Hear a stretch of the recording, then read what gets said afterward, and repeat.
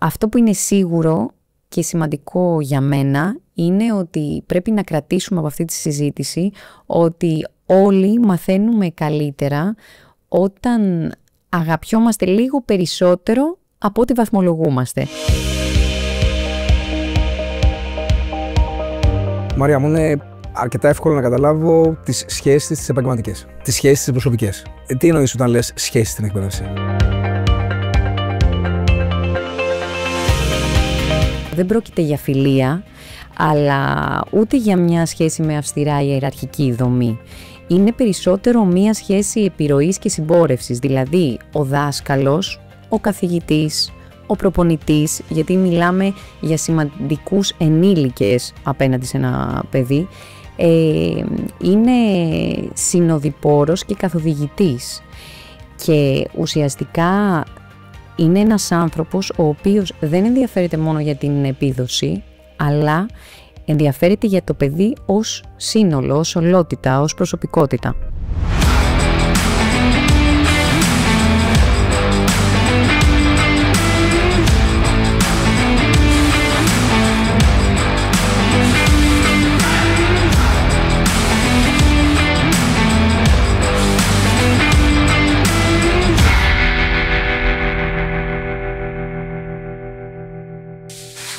Καλώς ήρθατε στα podcast επεισόδια της Layer Health. Είμαι ο Διονύσης Φιλιππόπουλος και κάθε Δευτέρα στις 6 ώρα το απόγευμα μπορείτε να παρακολουθείτε ένα νέο επεισόδιο στο κανάλι μας στο YouTube ή να το ακούτε στην πλατφόρμα του Spotify. Αν δεν θέλετε να χάνετε τα νέα μας επεισόδια, κάντε εγγραφή στο κανάλι μας στο YouTube και αν αυτό που ακούσετε σας αρέσει και σας φανεί ενδιαφέρον, αφήστε ένα σχόλιο, κάντε like και συνδέστε μας με τους φίλους σας. Σήμερα έχουμε τη χαρά και την τιμή να έχουμε μαζί μας την κυρία Μαρία Μπουζιώτη με την ειδικότητα της εκπαιδευτικού και life coach και το θέμα που θα συζητήσουμε είναι «Δάσκαλε, με ακούς?» Καλησπέρα Μαρία. Καλησπέρα Διονύση, χαίρομαι πάρα πολύ που βρίσκομαι μαζί σου σήμερα για ακόμα μία φορά. Κάνουμε ακόμα ένα podcast με εικόνα και σήμερα θα μιλήσουμε για το πώς χτίζεται η εκπαιδευτική σχέση, ουσιαστικά η σχέση μεταξύ δασκάλου και μαθητή. Ωραία, επειδή έκανες την αναφορά προηγουμένως, να ενημερώσουμε τους ακροατές μας, γιατί στο κανάλι στο YouTube δεν έχουν πρόσβαση στα podcast με ήχο που έχουμε στο Spotify και στην πλατφόρμα μας. Έτσι, ότι εκεί υπάρχουν 50 επεισόδια στην πλατφόρμα του Spotify και στο site και εκεί έχεις μια στήλη. Ναι, σαφώς. Η στήλη μου λέγεται «Γονείς με πηξίδα» και νομίζω ότι σε αυτήν υπάρχουν πολλά ενδιαφέροντα θέματα για να ακούσει κάποιος. Μαρία, πριν ξεκινήσουμε να αναλύσουμε αυτό το θέμα, θα θέλω να μας πεις, για να καταλάβουν και οι ακροατές, τι θα συζητήσουμε ακριβώς σήμερα. Σήμερα λοιπόν με αυτή τη συζήτηση που κάνουμε θα αναζητήσουμε το παλμό της εκπαίδευσης, δηλαδή εκεί που η καρδιά της γνώσης δεν χτυπά μέσα από το περιεχόμενο αλλά κυρίως μέσα από τη σύνδεση. Ποια σύνδεση? Του δασκάλου και του μαθητή. Άρα λοιπόν με την ειδικότητα της εκπαιδευτικού θα συζητήσω σήμερα μαζί σου για αυτό το σημαντικό θέμα, γιατί ουσιαστικά αν η γνώση είναι ο στόχος, η σχέση είναι ο δρόμος για να φτάσουμε στη γνώση. Άρα λοιπόν πώς χτίζεται μια εκπαιδευτική σχέση που στηρίζει, ενεργοποιεί και μεταμορφώνει μια τάξη, μια σχολική τάξη, και πώς μπορεί ο εκπαιδευτικός να δημιουργήσει ένα ασφαλές περιβάλλον με υπευθυνότητα, με σεβασμό και με ενσυναίσθηση προς τους μαθητές του. Για μια εκπαίδευση και ένα σχολείο ουσιαστικά πιο ανθρώπινο, πιο ουσιαστικό και πιο οικείο προς τους μαθητές. Μαρία, μου είναι αρκετά εύκολο να καταλάβω τις σχέσεις τις επαγγελματικές, τις σχέσεις τις προσωπικές. Τι εννοείς όταν λες σχέσεις στην εκπαίδευση? Ναι, είναι πολύ λογικό αυτό που μου λες. Η σχέση στην εκπαίδευση λοιπόν δεν απέχει πολύ από τις σχέσεις που έχουμε με τους υπόλοιπους ανθρώπους. Ουσιαστικά όμως η εκπαιδευτική σχέση δεν είναι μία τυπική επαφή μεταξύ δασκάλου και μαθητή. Είναι μία ζωντανή, αμφίδρομη σύνδεση που βασίζεται στην ενσυναίσθηση, στο σεβασμό, στο ενδιαφέρον και ουσιαστικά δεν πρόκειται να πω και αυτό που είναι πολύ σημαντικό, δεν πρόκειται για φιλία, αλλά ούτε για μια σχέση με αυστηρά ιεραρχική δομή. Είναι περισσότερο μια σχέση επιρροής και συμπόρευσης, δηλαδή ο δάσκαλος, ο καθηγητής, ο προπονητής, γιατί μιλάμε για σημαντικούς ενήλικες απέναντι σε ένα παιδί, είναι συνοδοιπόρος και καθοδηγητής. Και ουσιαστικά είναι ένας άνθρωπος ο οποίος δεν ενδιαφέρεται μόνο για την επίδοση, αλλά ενδιαφέρεται για το παιδί ως σύνολο, ως ολότητα, ως προσωπικότητα. Μαρία, μιλάμε για τη σχέση ενός εκπαιδευτικού με ένα μαθητή, κατά βάση. Αν μιλάμε για έναν καθηγητή με έναν μαθητή λυκείου, στο μυαλό μου φαίνεται λίγο πιο εύκολο. Αν μιλάμε για έναν δάσκαλο με ένα παιδί δημοτικού, εκεί μου φαίνεται χαοτικό. Πώς μπορεί να αναπτυχθεί μια τέτοια σχέση? Ναι, σαφώς δεν είναι κάτι που φαίνεται εύκολο και η σχέση αυτή δεν χτίζεται από τη μια στιγμή στην άλλη, καλλιεργείται σταδιακά. Και καλλιεργείται αρχικά μέσα από την πρωτοβουλία του ενήλικα, ο οποίος αρχικά πρέπει να δείξει γνήσιο ενδιαφέρον. Δηλαδή εγώ ως δασκάλα, εσύ ως δάσκαλος, ως προπονητής, θα πρέπει να δείξεις γνήσιο ενδιαφέρον. Δηλαδή τι αρέσει στον μαθητή σου, τι τον απασχολεί ή τι του αρέσει να κάνει, να ασχολείται. Άρα λοιπόν πρέπει να δείξεις ότι ενδιαφέρεσαι πραγματικά, γνήσιο ενδιαφέρον. Στη συνέχεια, ένας εκπαιδευτικός που θέλει να δημιουργήσει αυτή τη σχέση πρέπει να δείχνει και κάποια σταθερότητα, να είναι σταθερός και όχι παρορμητικός. Δηλαδή, όταν ο μαθητής ξέρει τι περιμένει από σένα, νιώθει ασφάλεια. Στη συνέχεια είναι πάρα πολύ σημαντική η ενεργητική ακρόαση για την οποία μιλάνε όλοι, αλλά και η ενσυναίσθηση. Δηλαδή ότι εγώ ως δασκάλα μιλάω μαζί σου που είσαι μαθητής και ενδιαφέρομαι να ακούσω τι λες και δεν σε ακούω για να σου απαντήσω σε αυτό που λες. Με ενδιαφέρει το μήνυμα που έχεις να μου δώσεις.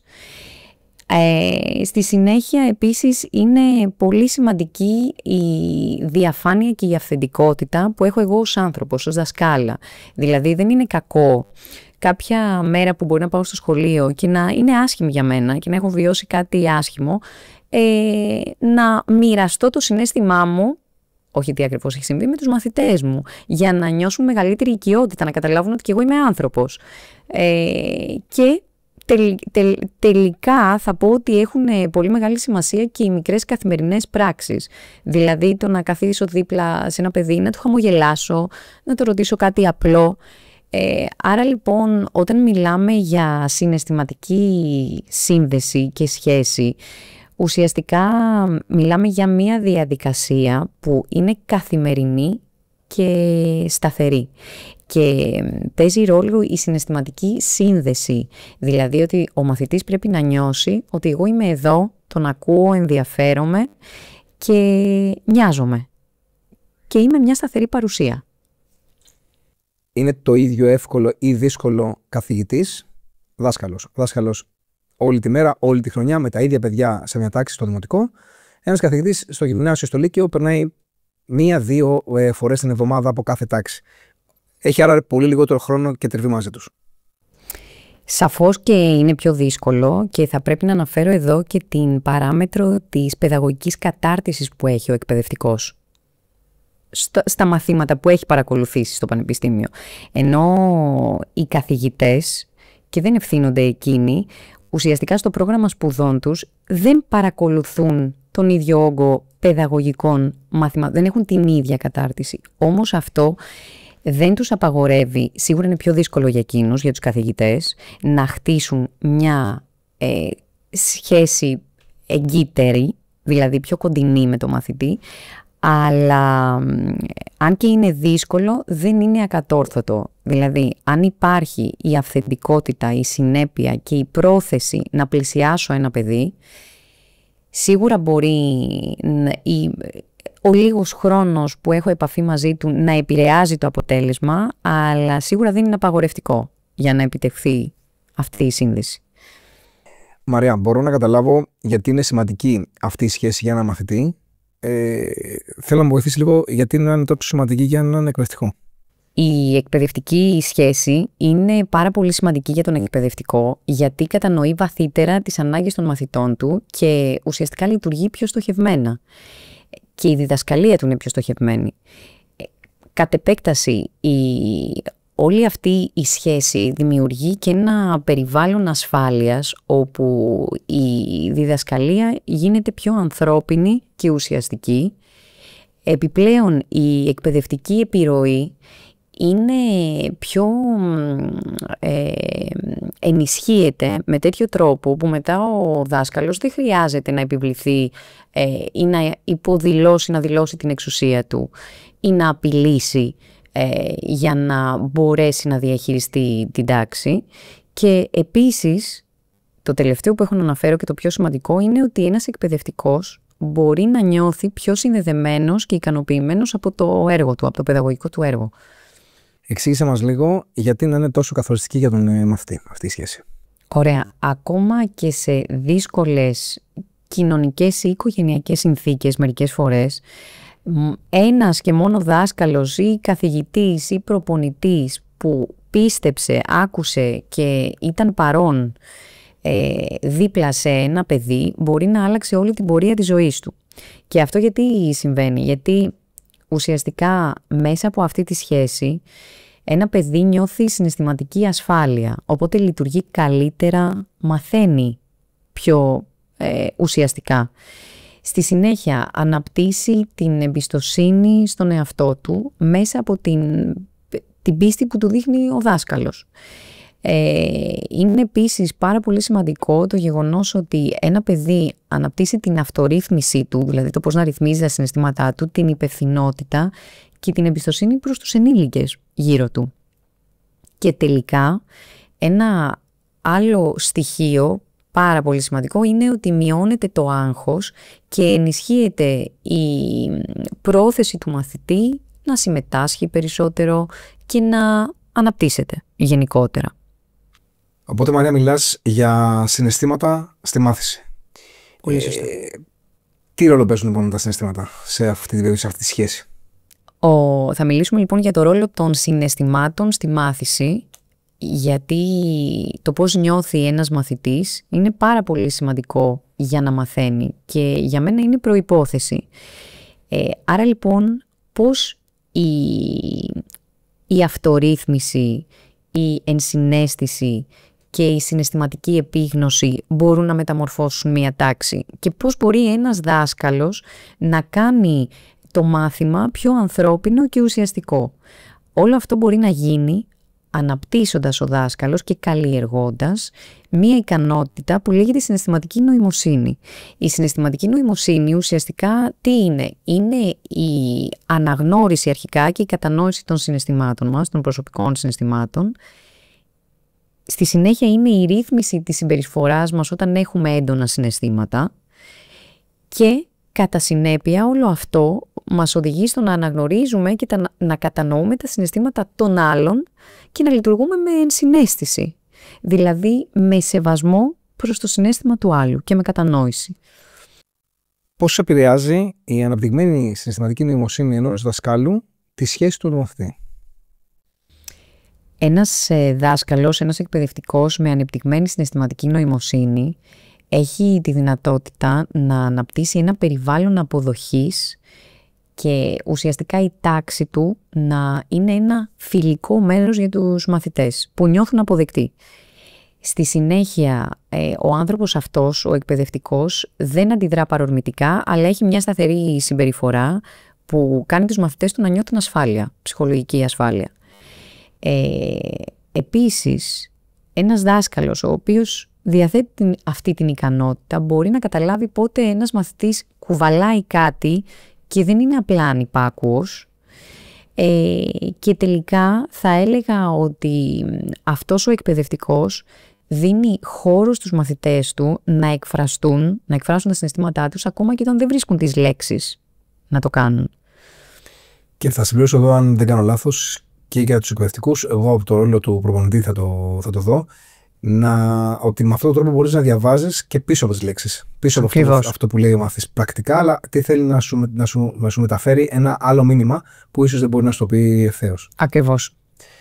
Πες με, Μαρία, κάποιες πρακτικές συμβουλές που θα μπορούσαν να καλλιεργήσουν αυτό το θετικό κλίμα μέσα στη νέα τάξη. Ναι.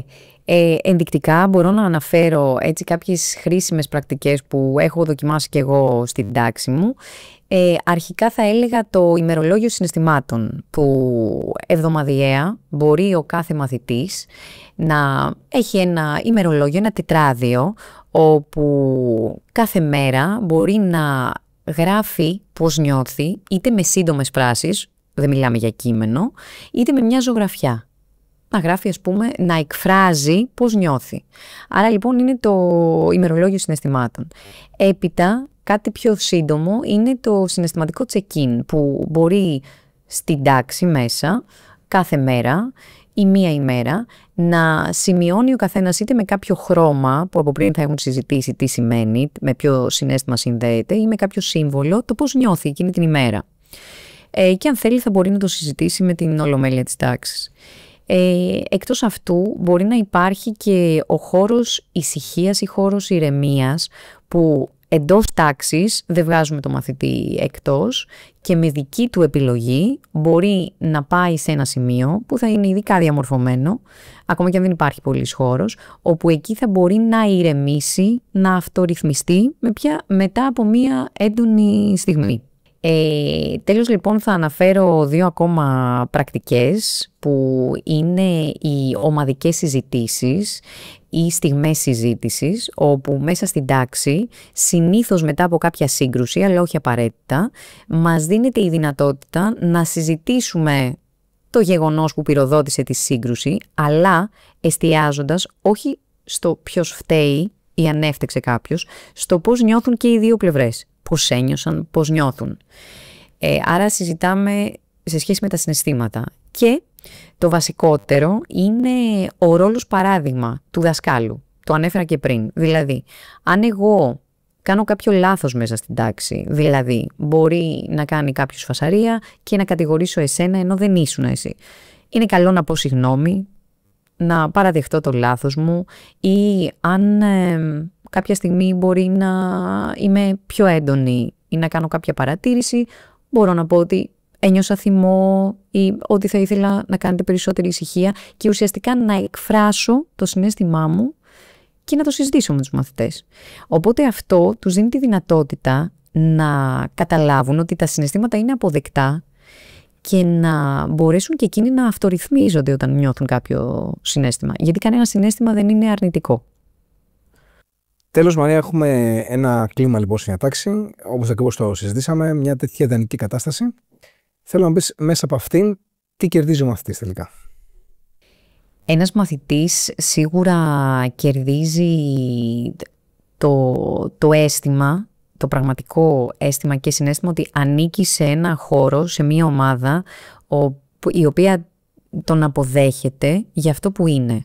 Άρα λοιπόν νιώθει αποδεκτός και δεν νιώθει ότι κρίνεται. Επίσης αναπτύσσει αυτορύθμιση, το ανέφερα και πριν, και αυτογνωσία. Γνωρίζει καλύτερα τον εαυτό του. Στη συνέχεια είναι σίγουρο ότι ένας μαθητής μέσα σε αυτό το κλίμα της τάξης και με έναν δάσκαλο ο οποίος έχει συναισθηματική νοημοσύνη, μπορεί και ο ίδιος να αναπτύξει ενσυναίσθηση, δηλαδή να αρχίσει να παρατηρεί τους άλλους, να κατανοεί τα συναισθήματά τους και να τα αποδέχεται, να μην είναι αρνητικός. Και ένα τελευταίο στοιχείο που έχω να αναφέρω είναι ότι αυτός ο μαθητής τελικά καταλαβαίνει ότι είναι καλό να εκφράζει τα συναισθήματά του, έτσι μαθαίνει να τα ρυθμίζει και ότι βρίσκεται σε ένα περιβάλλον που τον αναπτύσσει και τον βελτιώνει. Μαρία, νομίζω αν αντιλαμβάνομαι καλά ότι αυτή η σχέση είναι σημαντικό να ξεκινήσει από την αρχή, από την πρώτη μέρα του σχολείου. Ναι, είναι αλήθεια. Οι πρώτες μέρες του σχολείου είναι μια χρυσή ευκαιρία για να μπουν οι βάσεις. Δηλαδή ένας δάσκαλος μπορεί να κάνει απλά πράγματα. Μπορεί να σταθεί δίπλα στο μαθητή, να του χαμογελάσει, να του κάνει απλές ερωτήσεις τι σου αρέσει, με ποιο άθλημα ασχολείσαι, πολύ απλά πράγματα. Ένα άλλο σημαντικό στοιχείο που μας φαίνεται αυτονόητο αλλά δεν είναι ότι μπορούμε και πρέπει να λέμε συχνά το όνομα ενός μαθητή ή των μαθητών μας, το μικρό όνομα. Να τους φωνάζουμε δηλαδή με το όνομά τους. Και ένα τελευταίο στοιχείο που θα αναφέρω είναι ότι μπορούμε να χρησιμοποιούμε θετική γλώσσα, γιατί δεν το κάνουμε συχνά, ακόμα και στη ζωή μας. Δηλαδή μπορούμε να πούμε σε ένα παιδί ότι χαίρομαι που προσπάθησε σήμερα. Είμαι πολύ ευχαριστημένη που είδα ότι έπαιξες με τους συμμαθητές σου, ότι πέρασες καλά. Αυτά τα απλά σχόλια που σε εμάς φαίνονται αυτονόητα και μπορεί ανούσια, για ένα παιδί δεν είναι καθόλου. Και ουσιαστικά η πρόοδος σε αυτή τη σχέση για την οποία μιλάμε θα έρθει μέσα από καθημερινή προσπάθεια, όπως είπαμε, καθημερινές μικρές πράξεις. Αν ήθελες, Μαρία, να κρατήσει ένας ακροατής σε 2 έτσι σύντομες κουβέντες στη συζήτησή μας, ποιες θα ήταν αυτές? Νομίζω ότι η σημερινή συζήτηση, το σημερινό μας ταξίδι έφτασε προσωρινά στο σταθμό του. Σήμερα μιλήσαμε για βλέμματα που λένε «σε πιστεύω, είμαι εδώ για σένα», χωρίς να έχει υποθεί ούτε μία λέξη. Για ένα μπράβο που είπαμε σε ένα μαθητή μας και ήταν σαν να του δώσαμε φτερά να πετάξει. Αλλά εμείς μπορεί να μην το καταλαβαίνουμε καν. Ουσιαστικά λοιπόν αυτό που έχω να πω είναι ότι η μάθηση δεν ξεκινάει στον πίνακα ούτε τελειώνει στα τεστ. Η μάθηση ξεκινά εκεί που ο δάσκαλος, ο εκπαιδευτικός, ο προπονητής κοιτάζει ένα μαθητή και ουσιαστικά τον κάνει να νιώθει ότι είναι παρόν, ότι τον στηρίζει, είναι δίπλα του, ότι τον φροντίζει και ενδιαφέρεται ουσιαστικά. Γιατί, κακά τα ψέματα, ποιος θυμάται όλους τους κανόνες της γραμματικής ή τις χρονολογίες στην ιστορία, ενώ όλοι μας μπορεί να θυμόμαστε έναν δάσκαλο, μία καθηγήτρια, έναν προπονητή που μας είπε μπράβο ή που μας άκουσε κάποια στιγμή και θυμόταν αυτά που του είπαμε, μας έκανε να πιστεύουμε στον εαυτό μας. Αυτό που είναι σίγουρο και σημαντικό για μένα είναι ότι πρέπει να κρατήσουμε από αυτή τη συζήτηση ότι όλοι μαθαίνουμε καλύτερα όταν αγαπιόμαστε λίγο περισσότερο από ό,τι βαθμολογούμαστε. Άρα είτε κάποιος είναι μαθητής που παλεύει καθημερινά, είτε κάποιος είναι εκπαιδευτικός που μπορεί να εμπνέει τους μαθητές του, είτε κάποιος άλλος μπορεί να είναι γονέας που στηρίζει το παιδί του ή τα παιδιά του. Το σημαντικό είναι ότι πρέπει καθημερινά να προσπαθούμε, να μαθαίνουμε, να διδάσκουμε και πάνω απ' όλα να συνδεόμαστε λίγο περισσότερο με τους άλλους. Μαρία, σε ευχαριστώ πάρα πολύ για τη σημερινή συζήτηση. Έδωσες μια τελείως διαφορετική διάσταση σχέσης μαθητή και εκπαιδευτικού. Εγώ θα κρατήσω από αυτά που είπες, το ότι μαθαίνουμε πολύ καλύτερα όταν αγαπιόμαστε περισσότερο από ό,τι βαθμολογούμαστε. Σας ευχαριστούμε πάρα πολύ και το σημερινό επεισόδιο που ήσασταν μαζί μας.